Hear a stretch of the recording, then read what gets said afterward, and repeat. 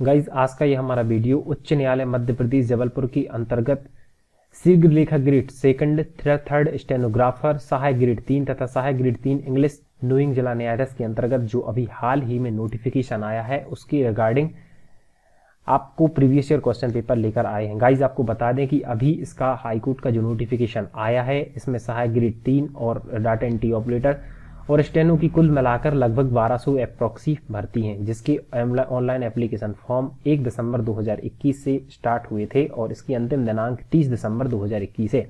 तो गाइज अगर आपने ये फॉर्म फिलअप कर रहे हैं और आपको प्रीवियस ईयर क्वेश्चन पेपर का पैटर्न नहीं पता है, पैटर्न का क्वेश्चन का लेवल क्या है, तो गाइज इसकी वीडियो आज की इस वीडियो में हम जो 6/9/2015 को हमारा एग्जाम कंडक्ट हुआ था, जो इसी एग्जाम का था, इसके बाद 2017 में ये एग्जाम कंडक्ट हुआ और फिर अभी हाल ही में जो भर्ती आई है, तो हम 2015 से प्रीवियस ईयर क्वेश्चन पेपर लगाना स्टार्ट कर रहे हैं। गाइज आपको बता दें कि आज के इस वीडियो में हम कंप्यूटर के 20 क्वेश्चन को विथ डिटेल विथ ऑप्शन की डिस्कशन करेंगे। अर्थात इसमें क्वेश्चन किस टाइप के आते हैं, हर एक क्वेश्चन के ऑप्शन को विथ डिटेल से डिस्कशन करेंगे। गाइज मेरी आपसे रिक्वेस्ट है, अगर आप चैनल पर नए हैं तो चैनल को सब्सक्राइब कीजिएगा, क्योंकि अगर आप ऑनलाइन एप्लीकेशन फॉर्म फिलअप कर रहे हैं और अगर आप इस एग्जाम की प्रिपरेशन कर रहे हैं तो आपको सबसे पहले ये पता होना चाहिए कि एग्जाम में आता क्या क्या है और एग्जाम में क्या क्या पैटर्न है, एग्जाम का लेवल क्या रहता है। तो guys previous year question paper से हम सिस्टमेटिक एनालाइज कर सकते हैं कि एग्जाम का पैटर्न क्या रहता है, एग्जाम में कितनी डिफिकल्टी रहती है और एग्जाम में किस टाइप के और किस पोर्शन से क्वेश्चन आते हैं। तो अगर आप विथ डिटेल एनालिसिस करना चाहते हैं तो आप हमारे साथ बने रहिएगा। हम हर एक क्वेश्चन के ऑप्शन को डिटेल से एक्सप्लेन करेंगे, साथ ही साथ हर क्वेश्चन के रिलेटेड जितने भी इंपॉर्टेंट फैक्ट हैं इनको भी डिस्कशन करेंगे। आज के हमारे 20 कंप्यूटर के क्वेश्चन है जो कि एग्जाम में आते हैं, तो आज 81 नंबर से इसमें स्टार्ट हुए हैं। तो हमारा आज का पहला क्वेश्चन है, to go to the beginning of text line press. Guys आपको बता दें कि जो क्वेश्चन आते हैं ये इंग्लिश में ही आते हैं, लेकिन मैं आपको हिंदी में बड़े आराम से समझाते एक एक ऑप्शन को समझाते चलूंगा। हमारा पहला क्वेश्चन आपको ये बताना है कि अगर आपको किसी टेक्स्ट के बिगिनिंग अर्थात स्टार्टिंग या प्रारंभ में पहुंचना है तो आपको क्या प्रेस करना पड़ेगा। हमारा फर्स्ट ऑप्शन है होम, सेकंड ऑप्शन है पेज अप, थर्ड ऑप्शन है एंटर और फोर्थ ऑप्शन है पेज डाउन।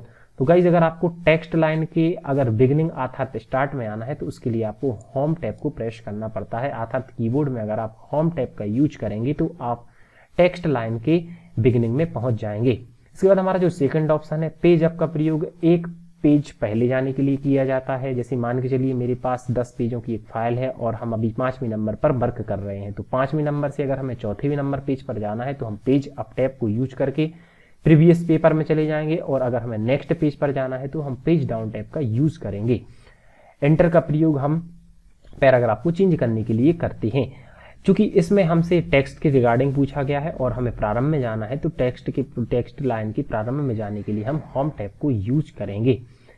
हमारा दूसरा क्वेश्चन है स्कैनर्स स्कैन्स। गाइस आपको बताना है कि जो स्कैनर्स रहता है जो कि एक इनपुट डिवाइस है, उसके माध्यम से हम किस चीज को स्कैन करते हैं। हमारा फर्स्ट ऑप्शन है ओनली पिक्चर, सेकंड ऑप्शन है both the picture and text, third option है neither picture nor text and fourth option है ओनली टेक्स्ट। मतलब आपको ये बताना है कि स्कैनर के माध्यम से हम स्कैन करते हैं, तो स्कैनर के माध्यम से हम पिक्चर और टेक्स्ट दोनों को स्कैन कर सकते हैं। इसका एग्जांपल ये है कि मान के चलिए आप अपनी मार्कशीट को स्कैन कर रहे हैं, तो मार्कशीट के स्कैन में आपके टेक्स्ट भी इंसर्ट होंगे, स्कैन होंगे और साथ ही साथ आपकी पिक्चर होगी तो वो भी इंसर्ट होकर कंप्यूटर में चली जाएगी।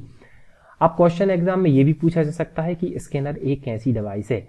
तो गाइज अगर आप कभी भी इसके इनपुट और आउटपुट डिवाइस में कंफ्यूज रखते हो तो आपको बता दें कि जैसे मान के चलिए स्कैनर है, तो स्कैनर में हमने डॉक्यूमेंट्स को रखा और हमने स्कैन किया तो वो डिजिटल फॉर्म में हमारे कंप्यूटर के अंदर पहुंच गया और जो कंप्यूटर के अंदर पहुंच गया वो अर्थात वो इनपुट हुआ, अर्थात स्कैनर एक प्रकार की इनपुट डिवाइस है। वहीं अगर आपसे पूछा जाता कि प्रिंटर कैसी डिवाइस है, तो गाइज आपको पता है कि जैसे कंप्यूटर में एक कॉपी थी उसको हमें हार्ड कॉपी में कन्वर्ट करना था, सॉफ्ट कॉपी रहती है, जैसे अभी ये आप देख रहे हैं ये सॉफ्ट कॉपी है और इसको आपको प्रिंट निकालना है तो आप प्रिंटर के माध्यम से उसको आउटपुट अर्थात बाहर निकाल देंगे। तो इस प्रकार प्रिंटर एक प्रकार की आउटपुट डिवाइस हुई। हमारा नेक्स्ट क्वेश्चन है which is a permanent storage device. आपको ये बताना है कि स्थायी स्टोरेज डिवाइस कौन सी होती है। तो परमानेंट स्टोरेज डिवाइस के लिए हमारा फर्स्ट ऑप्शन है फ्लॉपी डिस्क, सेकंड ऑप्शन है मॉनिटर, थर्ड ऑप्शन है रैम और फोर्थ ऑप्शन है हार्ड डिस्क। तो गाइस इसका राइट आंसर हार्ड डिस्क है जो कि एक परमानेंट स्टोरेज डिवाइस होती है। अब आप इसमें हार्ड डिस्क के बारे में आया है और हमारा थर्ड ऑप्शन है RAM रैम। तो गाइस आपको बता दें कि रैंडम एक्सेस मेमोरी इसका फुल फॉर्म है और यह एक प्रकार की अस्थायी मेमोरी होती है। क्योंकि इसका राइट आंसर हार्ड डिस्क है तो आपको मैं हार्ड डिस्क के बारे में बता दूं तो गाइस आपको याद रखना है कि हार्ड डिस्क का को शॉर्टकट में HDD बोलते हैं, अर्थात हार्ड डिस्क ड्राइव बोलते हैं। यह कंप्यूटर की मेन स्टोरेज डिवाइस होते हैं। जैसे आपका कंप्यूटर सिस्टम है तो आपने देखा होगा कि इसमें एक हार्ड डिस्क लगी रहती है, किसी किसी के सिस्टम में 1 TB की लगी रहती है, किसी किसी की में 500 GB की, किसी की में 200 GB की। तो ये स्टोरेज एक परमानेंट स्टोरेज डिवाइस ही होती है जिसको हम हार्ड डिस्क बोलते हैं, जिसका शॉर्ट फॉर्म HDD होता है। कभी कभी एग्जाम में पूछ लिया जाता है HDD का फुल फॉर्म क्या है। तो गाइस आपको याद रखना है कि HDD का full form hard disk drive होता है। लेकिन अभी हाल ही में HDD से लेटेस्ट अपडेट होकर SSD आ गई है। मेरा कहने का मतलब ये है कि हार्ड डिस्क का अपग्रेड मोड अभी SSD आ गया है। अब आपसे एग्जाम में क्वेश्चन पूछा जा सकता है कि SSD का फुल फॉर्म क्या होता है। तो गाइस आपको याद रखना है कि SSD का full form solid state drive ही होती है। यह जैसे इसका नाम था हार्ड डिस्क ड्राइव तो इसका नाम सॉलिड स्टेट ड्राइव है। बस इसमें इतना ये डिफरेंस है कि ये इसका लेटेस्ट वर्जन है और चूंकि SSD एक लेटेस्ट वर्जन है अतः इसकी स्पीड हार्ड डिस्क से बहुत ज़्यादा फास्ट होती है।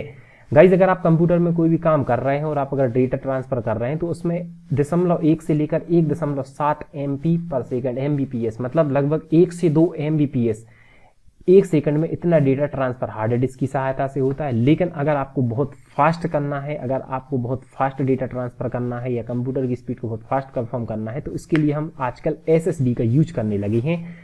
यह हार्ड डिस्क से बहुत फास्ट होती है और इसकी स्पीड लगभग 250 MB/s होती है, अर्थात 250 MB के डेटा को लगभग 1 सेकंड में ट्रांसफर करती है। एक बार मैं पुनः बता दूं कि जो हमारा रैम है, थर्ड ऑप्शन है, रैम एक प्रकार की वॉलेटाइल मेमोरी होती है। आपको बता दें कि वॉलेटाइल मेमोरी का मतलब अस्थायी मेमोरी होती है, अर्थात इसमें डेटा हमेशा के लिए स्टोरेज नहीं होता है। जैसे ही कंप्यूटर को स्विच ऑफ करते हैं इसमें डाला हुआ सारा डेटा ऑटोमेटिकली डिलीट हो जाता है। इसके बाद हमारा नेक्स्ट क्वेश्चन है व्हाट इज सॉफ्टवेयर। आपको बताना है कि सॉफ्टवेयर क्या होते हैं। तो हमारा फर्स्ट ऑप्शन है a type of computer code, एक प्रकार की computer code, a computer language, एक प्रकार की computer language, a set of instruction for program, और हमारा फोर्थ ऑप्शन है a cover for the computer. तो गाइज आपको याद रखना है सॉफ्टवेयर एक प्रकार के हमारे a set of instruction of computer, अर्थात कंप्यूटर को दिए गए निर्देशों का संग्रहण ही एक प्रकार का सॉफ्टवेयर होता है। गाइज आपको याद रखना है कि सॉफ्टवेयर दो प्रकार के होते हैं, एक सिस्टम सॉफ्टवेयर और एक रहता है एप्लीकेशन सॉफ्टवेयर।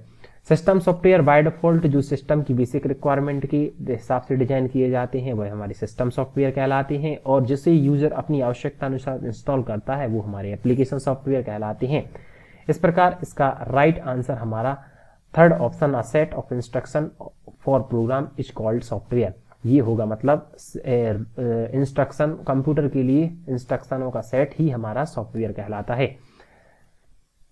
उसके बाद हम नेक्स्ट क्वेश्चन पर पढ़ते हैं। आपको बताना है what is a Java. Guys आपको याद रखना है कि Java is a programming language. इसका राइट आंसर हमारा सेकंड ऑप्शन होगा कि जावा एक प्रकार की प्रोग्रामिंग लैंग्वेज है। आपसे पूछ लिया जाए कि यह एक प्रकार की प्रोग्रामिंग लैंग्वेज तो है, लेकिन है किस टाइप की, तो गाइज आपको बता दें कि जावा एक प्रकार की हाई लेवल प्रोग्रामिंग लैंग्वेज है, HLL अर्थात हाई लेवल प्रोग्रामिंग लैंग्वेज है। जावा के समान आपने देखा होगा C++, जावा और पाइथन, ये सभी हमारी हाई लेवल लैंग्वेज होती हैं।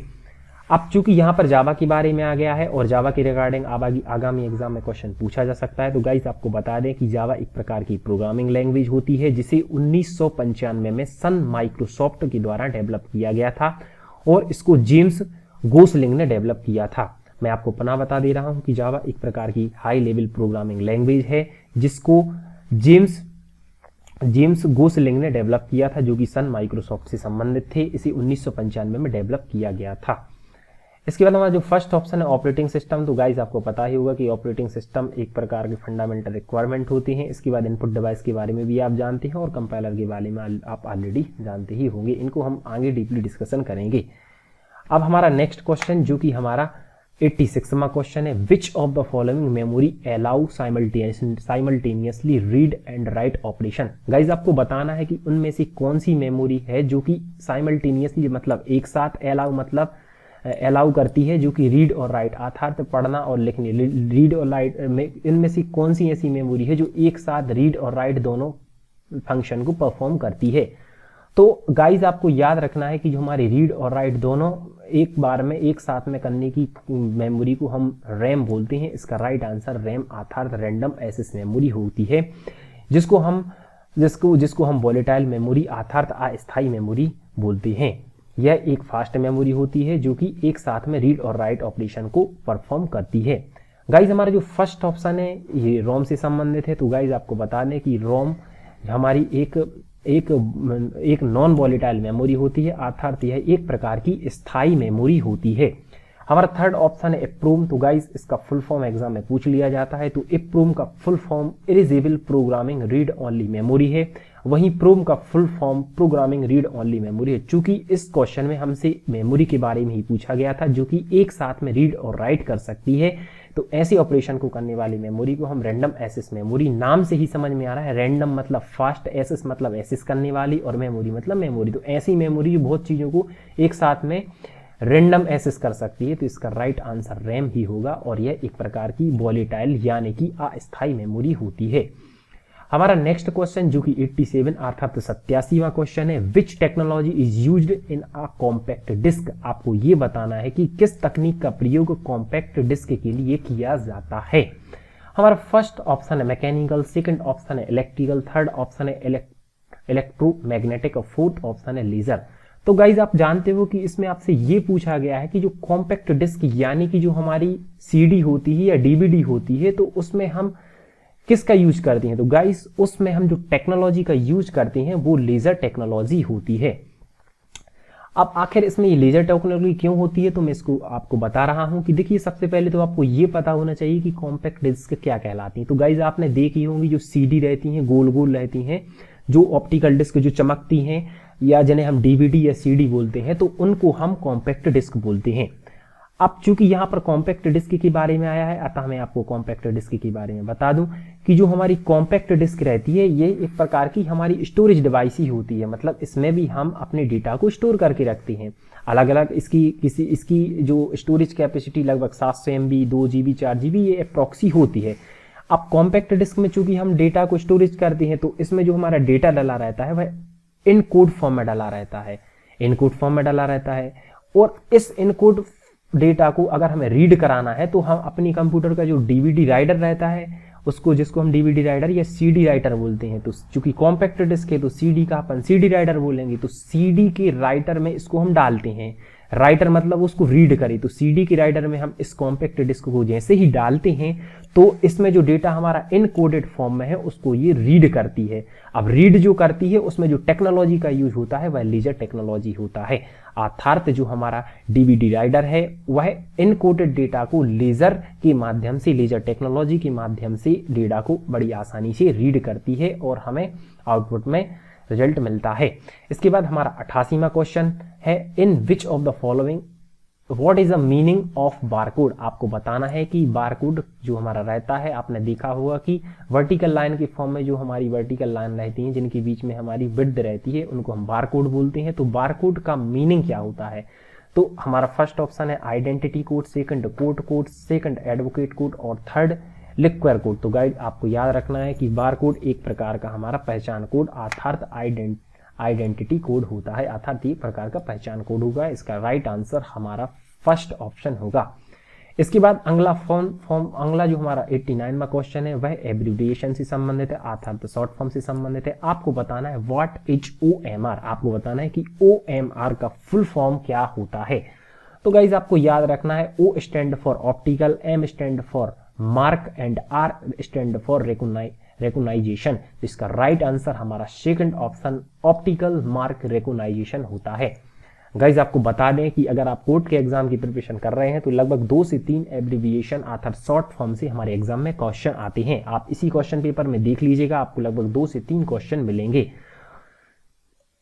अब हमारा अगला क्वेश्चन है which key is used to rename file. आपको ये बताना है कि जो हमारा कंप्यूटर है उसमें अगर हम किस की का प्रयोग किसी फाइल को रीनेम करने के लिए यूज करते हैं।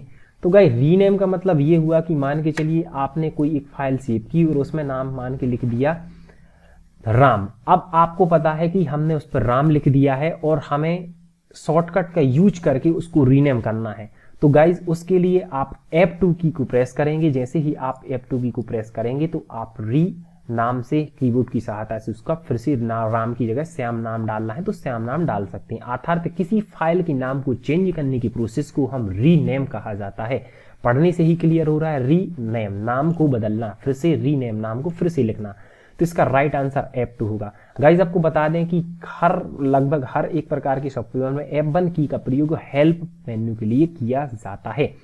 वहीं F12 का प्रयोग हमारे प्रिंट प्रीव्यू ऑप्शन के साथ यूज होता है।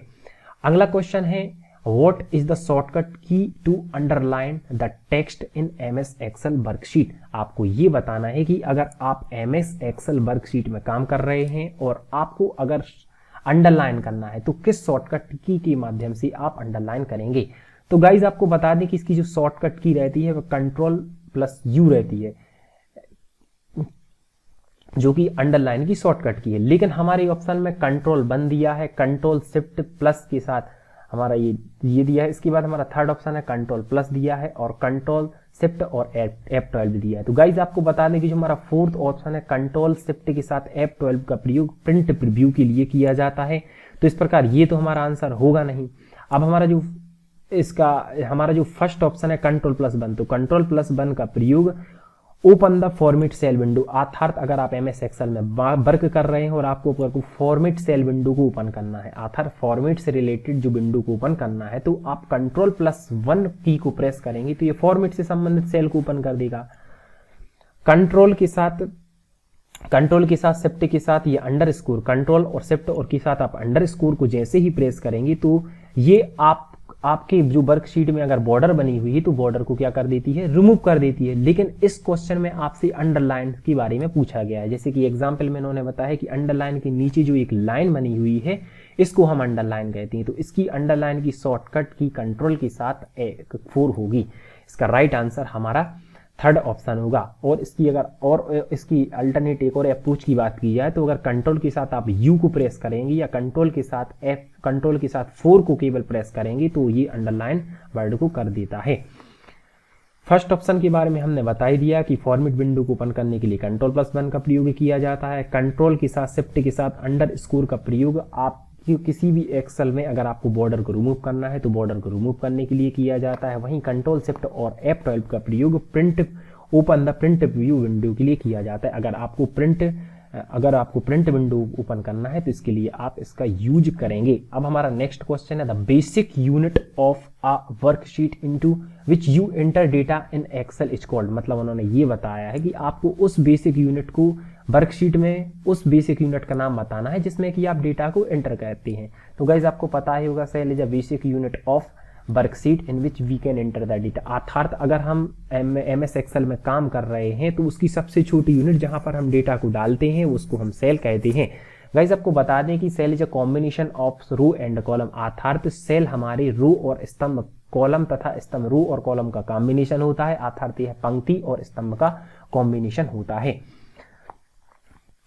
इसके बाद हमारा जो नेक्स्ट क्वेश्चन है आपको बताना है विच of the following is not output devices. तो गाइज आपको आउटपुट डिवाइस के बारे में बताना है। तो गाइज आपको बता दें कि इनपुट तथा आउटपुट डिवाइस से संबंधित लगभग 2 क्वेश्चन हर कोर्ट के एग्जाम में पूछे जाते हैं। इन 20 क्वेश्चनों में से लगभग 2 से 3 क्वेश्चन एब्रिविएशन से और 2 से 3 क्वेश्चन हमारे इनपुट और आउटपुट डिवाइस से पूछे जाते हैं।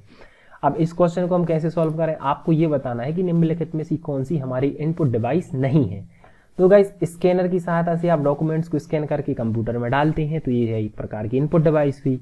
ठीक, इसके बाद आपको पूछा गया माउस, तो माउस के माध्यम से आप क्लिक करके कंप्यूटर को निर्देश देते हैं, तो यह भी एक प्रकार की इनपुट डिवाइस हुई। इसके बाद हमारा थर्ड ऑप्शन है प्रिंटर, तो प्रिंटर के माध्यम से आप सॉफ्ट कॉपी को प्रिंट पेज पर प्रिंट करके हार्ड कॉपी में कन्वर्ट कर देते हैं और कंप्यूटर के बाहर आ जाती है, तो वह एक प्रकार की आउटपुट डिवाइस हुई। जबकि कीबोर्ड से हम ABCD और 1 2 3 या टाइपिंग के माध्यम से कंप्यूटर के को इंस्ट्रक्शन देते हैं और डेटा को इनपुट कराते हैं, तो यह एक प्रकार की इनपुट डिवाइस हुई। लेकिन आपसे ये पूछा गया है कि in which of the following is not input device, तो इनपुट डिवाइस कौन नहीं है? तो गाइस आपको बता दें कि प्रिंटर एक प्रकार की इनपुट डिवाइस नहीं है, प्रिंटर एक प्रकार की हमारी आउटपुट डिवाइस है जिसका प्रयोग डॉक्यूमेंट्स को प्रिंट करने के लिए किया जाता है।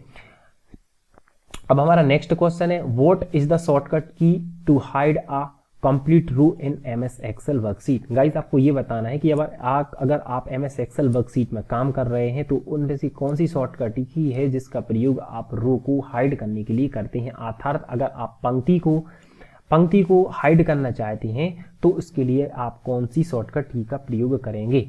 तो गाइस आपको याद रखना है कि Ctrl+9 का प्रयोग एमएस एक्सेल वर्कशीट में शॉर्टकट की है जो कि हमारी रो को हाइड करने के लिए यूज होती है। अब इसमें हमारी जो ऑप्शन है Ctrl+R, तो गाइस आपको याद रखना है कि Ctrl+R का प्रयोग हमारे अलाइनमेंट के लिए हो जाता है। R स्टैंड फॉर राइट, तो अगर हमें राइट अलाइन करना है तो Ctrl+R का यूज करेगा। अगर आपको नई शीट ओपन करना है तो कंट्रोल के साथ N को ओपन करेंगे तो ये न्यू को ऑप्शन देता है। बढ़ते हैं अगले क्वेश्चन की ओर और हमारा अगला क्वेश्चन है, आपको बताना है the terms gigabyte refers to. तो गाइज आपको पता होगा कि आप बोलते हैं हमारे मोबाइल में 1 GB 2 GB 3 GB, तो GB यही है गीगाबाइट। तो गाइज 1 GB में कितने MB रहते हैं? तो आपको पता होगा कि 1 GB में 1024 MB रहती हैं। इसका राइट आंसर 1 GB = 1024 मेगाबाइट होगा। अब हमारा जो फर्स्ट ऑप्शन है 1024 बाइट, तो गाइस एक कोई आपको याद रखना है कि 1024 बाइट मिलकर 1 KB बनता है और 1024 KB मिलकर 1 MB बनता है, और जबकि 1024 TB मिलकर, अगर हम 1024 TB को मिलाएं तो आपको कमेंट बॉक्स में कमेंट करके बताना है कि इसका राइट आंसर क्या होगा। अगला क्वेश्चन, तो इसमें जो हमसे क्वेश्चन पूछा गया था ये आपको ये बताना था कि 1 गीगाबाइट किसके बराबर होता, तो 1 गीगाबाइट 1024 MB अर्थात मेगाबाइट के बराबर होता है।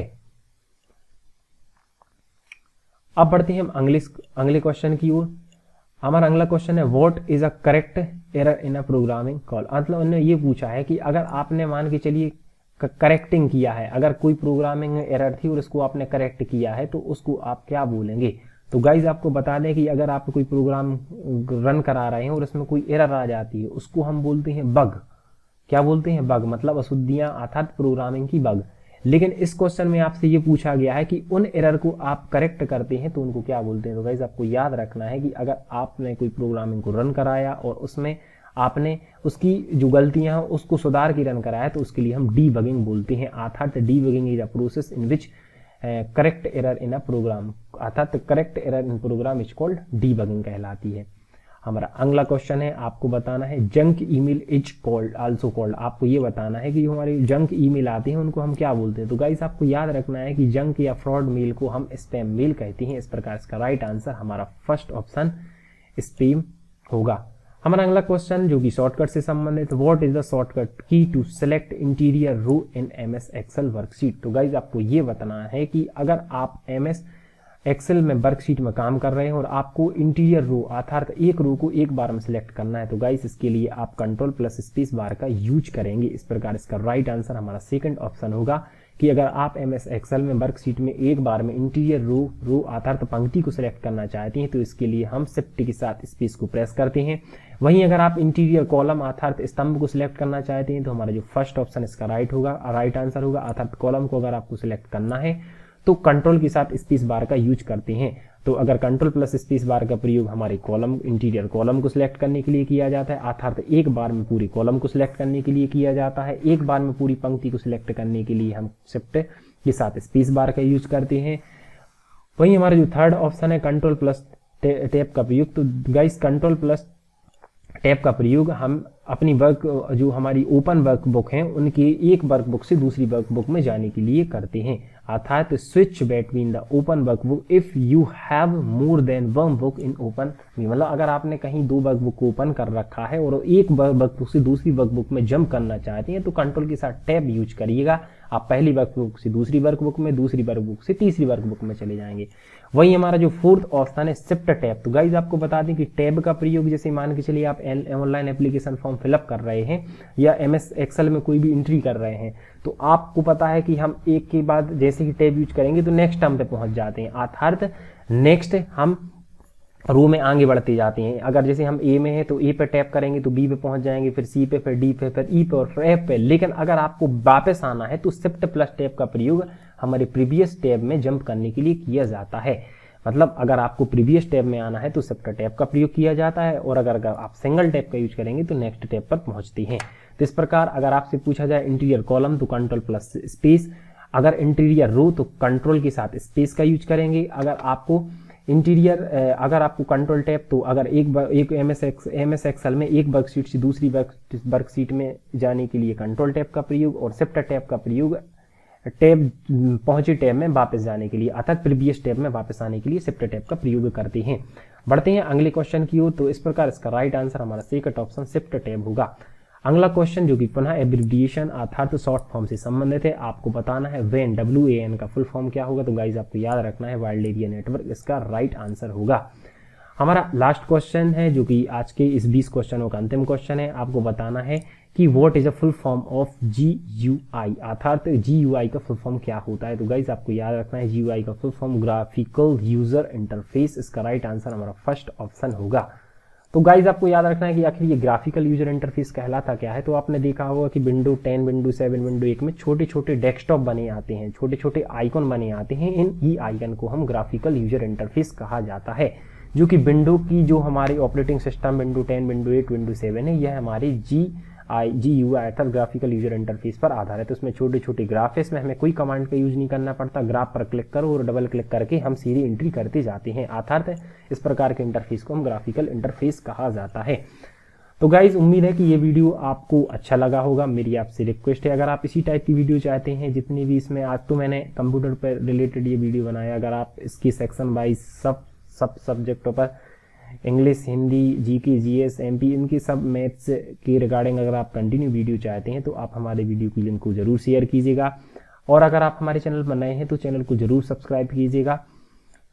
तो इसी के साथ मिलते हैं अगले वीडियो में, तब तक बने रहिए हमारे साथ। धन्यवाद। Thank you for watching my video.